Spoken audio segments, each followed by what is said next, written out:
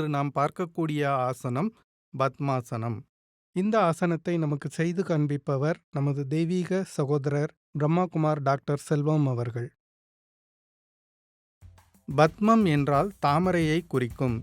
தாமரை வடிவில் அமர்வதால் தான் இந்த ஆசனம் பத்மாசனம் என்றும் கமலாசனம் என்றும் அழைக்கப்படுகின்றது. இந்த ஆசனத்தை செய்யும் முறை: முதலில் தரையில் அமர்ந்து கொண்டு கால்கள் இரண்டையும் நேராக நீட்டவும்.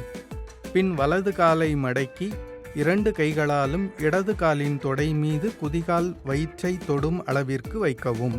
இதேபோல் மற்றொரு காலை மடக்கி வலது காலின் தொடையின் மீது வயிற்றை தொடும் அளவிற்கு நெருக்கமாக வைக்கவும்.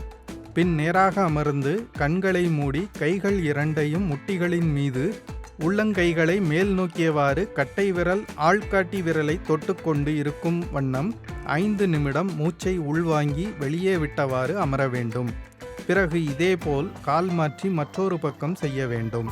இருப்பதிலேயே பத்மாசனம் என்ற யோகாதான் செய்வதற்கு மிகவும் ஈஸியாகவும் சிம்பிளாகவும் இருக்கும். இந்த யோகாசனம் செய்ய தினமும் 10 நிமிடங்கள் போதும்.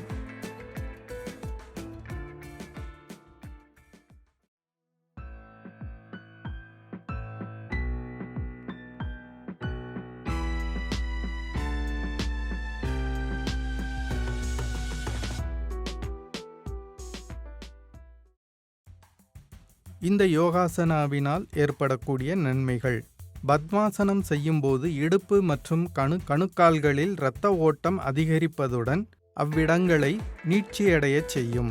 ஒரே இடத்தில் அமர்ந்து மனதை ஒருநிலைப்படுத்தி உடற்பயிற்சி செய்வதால் மனம் ரிலாக்ஸ் அடைந்து மன அழுத்தத்தை போக்கும்.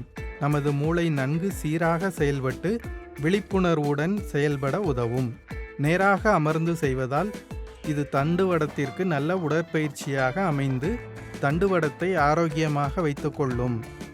பெண்கள் மாதவிடாய் காலத்தில் சந்திக்கும் பிரச்சனைகளில் இருந்து நிவாரணம் கிடைக்கும். மூட்டுகளை மடக்கிச் செய்வதால் இது மூட்டுகளின் ஆரோக்கியத்தை பாதுகாக்கும். மேலும் அடிவயிறு மற்றும் இடுப்பெலும்பிற்கும் நல்லது.